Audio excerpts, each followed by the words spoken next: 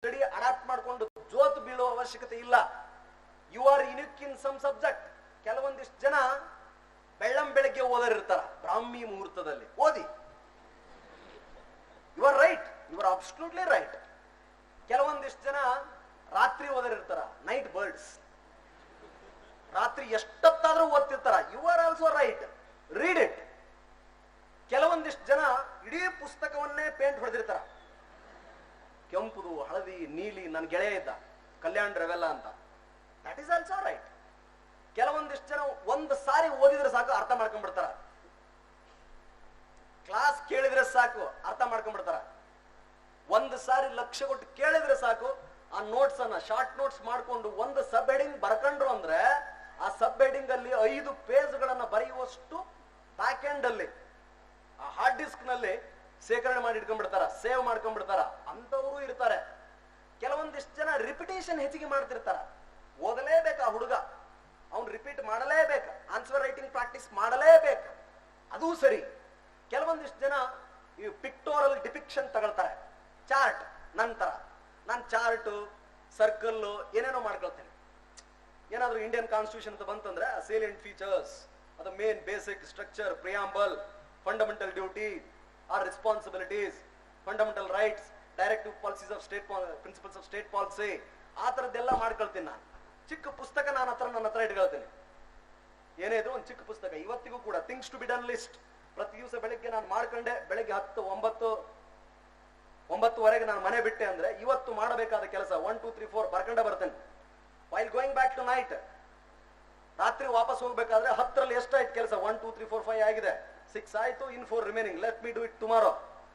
ಇದೇ ತರ preparation time ಅಲ್ಲಿ ಇಡೀ ಪ್ರಿಪರೇಷನ್ ಅನ್ನ ಡಿವೈಡ್ ಮಾಡ್ಕೊಳ್ತಿದ್ವಿ ನಾವು. ಇಡೀ ಪ್ರಿಪರೇಷನ್ ಟೈಮ್ ಅನ್ನ we used to divide.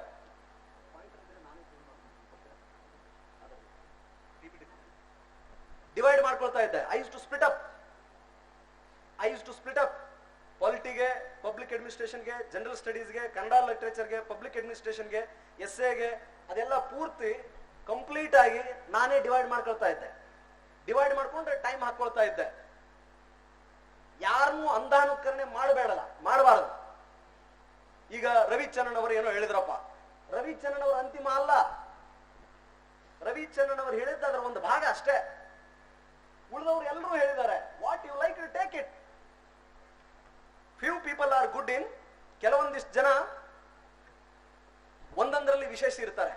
Arts, science, commerce, medicine, engineering background. This exam provides you common platform to fight it.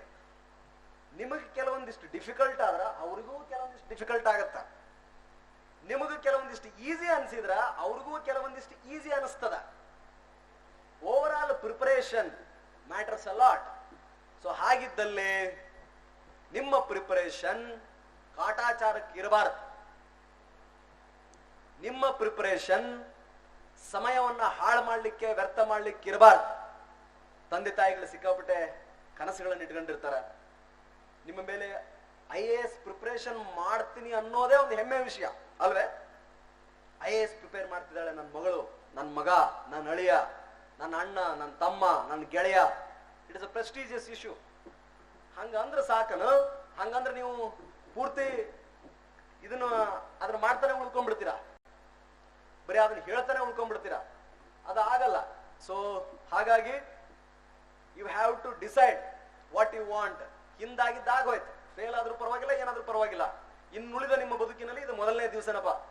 Think that this the first time the rest of your life. Set day and time. Coaching ಎಷ್ಟು ಅವಶ್ಯಕ? Coaching ಅವಶ್ಯಕ. Because ಬಹಳ ಜನ ಇದಕ್ಕೆ prepare ಆಗ್ತಾರೆ. Unless and until ನಮ್ಮ Haveri DC ಇದಾರೆ ಇವಾಗ, doctor MU Venkatesh.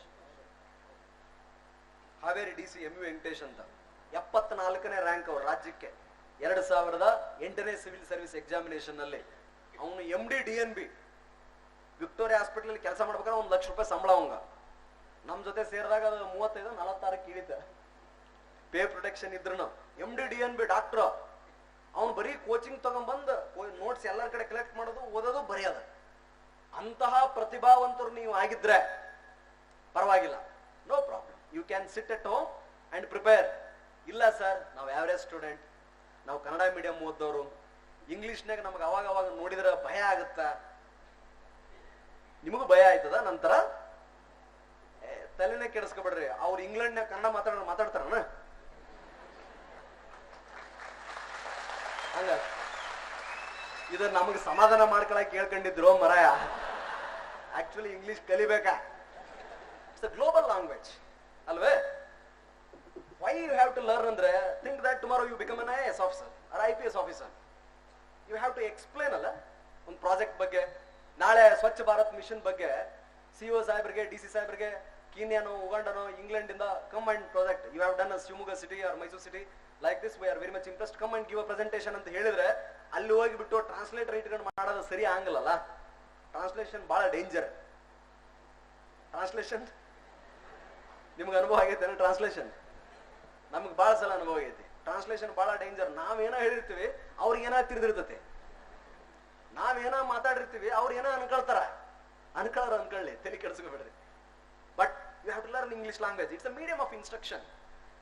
2007 July 23rd I decided to learn English.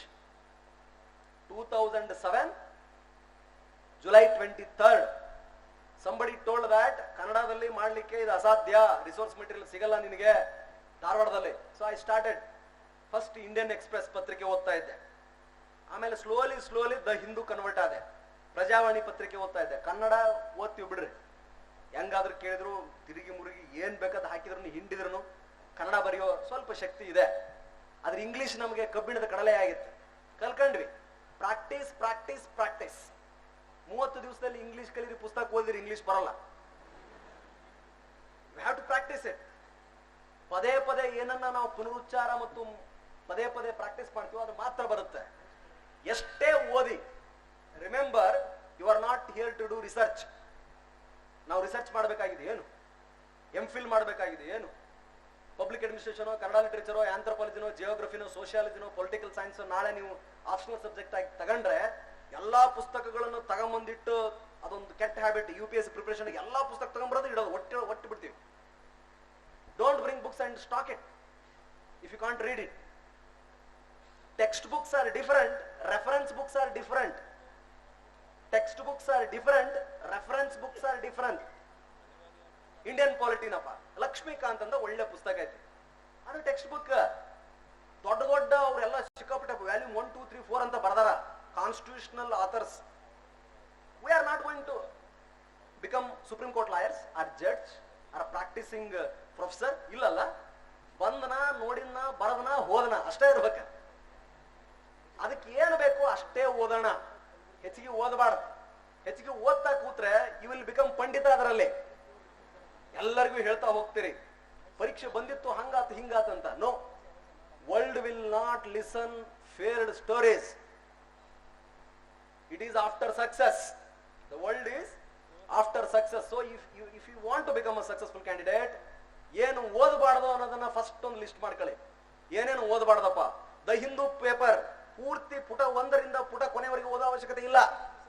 Political discussion ಅವಶ್ಯಕತೆ ಇಲ್ಲ. ಫಿಲಂ ಹೀರೋಯಿನ್ಸ್ ಅಫೇರ್ಸ್ ಅವಶ್ಯಕತೆ ಇಲ್ಲ. ಸುಡುಗಾಡ್ ಸೊಂಡಿ ಕೊಂಬ ಅವಶ್ಯಕತೆ ಇಲ್ಲ. ಎಡಿಟೋರಿಯಲ್ಲು, ಪಾಲಿಸೀಸು, ಹೊಸ discussions, bilateral relations, science and technology, ಹೊಸ ಇನ್ವೆನ್ಷನ್, ಏನಾದ್ರೂ ಹೊಸ definition, amendment, supreme court ruling, ಅಥವಾ ಎಲ್ಲೋ ಒಂದು ವಾಲ್ಕೆನೋ, ಆ ತರದ್ದು ಏನಿರುತ್ತೆ ಆ ಸಬ್ಜೆಕ್ಟ್ ಕನೆಕ್ಟೆಡ್, ಅದನ್ನಷ್ಟೇ ಓದಬೇಕು, ಬರಿಬೇಕು, ನೋಡ್ಬೇಕು, ಇಟ್ಕೋಬೇಕು ಅಷ್ಟೇ. ಇಂಡಿಯಾ ಇರೋ ಬುಕ್ ಇಷ್ಟು ದೊಡ್ಡದಿರ್ತೈತಿ ಅಲ್ಲ. I never completed it. Complete ಮಾಡ್ಲಿಕ್ಕೆ ನನಗೆ ಆಗಲಿಲ್ಲ. ಮನೋರಮ ಇಯರ್ ಬುಕ್ ಎಲ್ಲ ಬಹ್ಯಾಟ್ ಮಾಡ್ಲಿಕ್ಕೆ ಸಾಧ್ಯವೇ? Kurukshetra Yojana, competition success review, is it possible? So learn what not to study. Unacademy ಅಂತ ಒಂದು ಯೂಟ್ಯೂಬ್ ಚಾನಲ್ ಇದೆ. ಯಾವುದು? ಅನ್ ಅಕಾಡೆಮಿ ಅಂತ ಯೂಟ್ಯೂಬ್ ಚಾನಲ್ ಇದೆ. ರೋಮನ್ ಸೈನಿ ಅಂತ ಒಬ್ಬ ಹುಡುಗ, ಬಹಳ ಚಂದ, ಬಹಳ ದಿವಸದ ನಂತರ ಬಂದಾನ, ಬಹಳ ಚಂದ ಹೇಳ್ತಾನ್ರಿ. ಟು ದ ಪಾಯಿಂಟ್, ಹಸೆಗೋಡೆ ಹಳ್ಳ ಹೋಗದಂಗ, ಟು ದ ಪಾಯಿಂಟ್ ಅಷ್ಟೇ. ಬಕ್ವಾಸ್ ಇಲ್ಲ, ಜೋಳ್ಳಿ ಇಲ್ಲ. ಅದನ್ನೊಂದು ರೆಫರ್ ಮಾಡಿ, ಅದು ಒಂದು ಅಥೆಂಟಿಕ್ ಇನ್ಫಾರ್ಮೇಶನ್ ಆಗಿ ಗೌರ್ಮೆಂಟ್ ವೆಬ್ಸೈಟ್ಗಳನ್ನ ನೋಡ್ಬೇಕು. ಗೌರ್ಮೆಂಟ್ ವೆಬ್ಸೈಟ್ಗಳಿಂದ ಆ ಮಾಹಿತಿಯನ್ನ ಕಲೆ ಹಾಕಿಕೊಳ್ಬೇಕು. ಅಂದ್ರ you will be on the right track. You will be on the right track. And one good coaching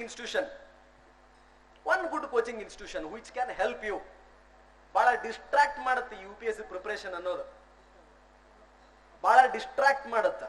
Hyderabad ಇರಲಿ, ಬೆಂಗಳೂರು ನಮ್ಮ ವಿಜಯನಗರ ಇರಲಿ, ಡೆಲ್ಲಿ ಅದ ಯಾವ ನಗರ, ಡೆಲ್ಲಿ ರಾಜೇಂದ್ರ ನಗರ್, ಬಹಳ distraction.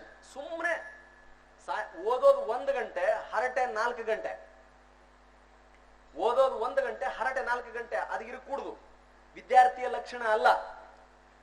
Because you don't have much time. Successful candidate ಒಬ್ಬ ಅನ್ಸಕ್ಸಸ್ಫುಲ್ ಕ್ಯಾಂಡಿಡೇಟ್ ಇರುವ ವ್ಯತ್ಯಾಸ ಅಂತಂದ್ರ, ಕುದುರೆಗೆ ಇದನ್ನ ಮಕ್ಕ ಕಟ್ಟಿರ್ತಾರಲ್ಲ, ಅದನ್ನಷ್ಟೇ ನೋಡ್ತಿರ್ತಾನವ. ನಾನು ಆಗ್ಬೇಕಷ್ಟೇ. ಪಾರ್ಟಿ, ಈವ್ನಿಂಗ್ ಪಾರ್ಟಿಗಳು ಸ್ಟಾರ್ಟ್ ಇದೆ. ನಾನು ಹೈದರಾಬಾದ್ ಅಲ್ಲಿ ಇದ್ದಾಗ ಹೆಂಗಾಗ್ತಿತ್ತು ಅಂತಂದ್ರೆ, ವೀಕೆಂಡ್ ಒಂದ್ಸಾರಿ ಮೂವಿಗೆ ಹೋಗ್ಬೇಕು ಎಲ್ಲರೂ, ಕರ್ನಾಟಕದವರೆಲ್ಲ ಸೇರಿ ಊಟ ಮಾಡ್ಬೇಕು. ಬಾವರ್ಚಿ ಬಿರಿಯಾನಿ, ಪ್ಯಾರಡೈಸ್ ಬಿರಿಯಾನಿ, ತೆಲುಗು ಹೊಸ ಸಿನಿಮಾಗಳು, ಆಮೇಲೆ ಅಫೇರ್ಸ್, ಹುಡುಗ ಹುಡುಗಿ ಅಫೇರ್ಸ್. ಸ್ವಾಮಿ ವಿವೇಕಾನಂದರು ಹೇಳ್ತಾರೆ ಏನಂದ್ರೆ, ಯಾವುದು ನಮ್ಮ ಭೌತಿಕ ಆಧ್ಯಾತ್ಮಿಕ ಉದ್ಧಾರಕ್ಕೆ ಸಹಕಾರಿ ಆಯ್ತದೋ ಅದು ನನ್ನ ಪಾಲಿಗೆ ಅಮೃತ, ಯಾವುದು ಇದಕ್ಕೆ ಮಾರಕ ಆಯ್ತದೋ ಅದು ನನ್ನ ಪಾಲಿಗೆ ವಿಷ. ಇದೇನು 25 ವರ್ಷ ಇದೆಯಲ್ಲ ನಿಮ್ದು, IAS ಆಗ್ತಿರಲ್ಲ ನಾಳೆ, ನೀವೆಲ್ಲ ಆಗ್ತಿರಲ್ಲ, ನೀವೇನು IAS ಆಗುವ ವಯಸ್ಸಿದೆಯಲ್ಲ, ಇದು ಬ್ರಹ್ಮಚರ್ಯ ಇದ್ದಂಗೆ. 25 ವರ್ಷ ಸರಿಯಾದ ವಿದ್ಯಾರ್ಜನೆಯಷ್ಟೇ.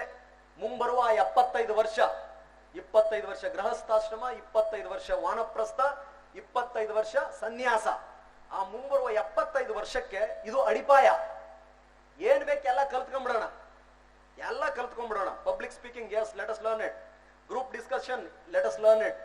Running, jogging, let us learn it. Sports, let us learn it. Guitar, let us learn it. UPSC preparation, yes, nothing else but preparation. Study, let me learn it. ನನಗೊಬ್ರು ನಮ್ಮ ಗುರುಗಳ 3 ಅಸ್ತ್ರ ಕೊಟ್ಟಿದ್ರು. ಹೂ, ವೈ, ವಾಟ್. ನೋಕಿಯಾ ಸೆಟ್ ಬರ್ತಾ ಇತ್ತು, ನಾನು ಅದ್ರಲ್ಲಿ ಹಾಕೊಂಡಿರ್ತಿದ್ದೆ. ಅದು ಅರ್ಧ ತಾಸಿಗೊಮ್ಮೆ ರಿಂಗ್ ಆಗದು. ಹೂ ಅಂದ್ರೆ ಹೂ ಎಮ್ ಐ, ನಾನು ಯಾರು? ರವಿ ದ್ಯಾಮಪ್ಪ ಚನ್ನಣ್ಣವರು, ನೀಲಗುಂದ್, ಗದಗ ತಾಲೂಕು, ನನ್ನ ಕುಟುಂಬ ಇಂಥದ್ದು. Why are you here? ಯಾಕೆ ನಾನು ಇಲ್ಲಿದ್ದೀನಿ? ನಾನು IAS ಪ್ರಿಪರೇಷನ್ಗಾಗಿ ಡೆಲ್ಲಿಗೆ ಬರೀ ಒಂದು ಕೆಂಪು ಪುಸ್ತಕ, ಕೆಂಪುದೊಂದು ದೊಡ್ಡ 1 ಕ್ವಿಂಟಲ್ ಪುಸ್ತಕ, 3000 ರೂಪಾಯಿ ತಗೊಂಡ್ಬಂದಿದ್ದೀನಿ. ನನಗೆ ಇಷ್ಟೊಂದು ಜವಾಬ್ದಾರಿಗಳಿದೆ.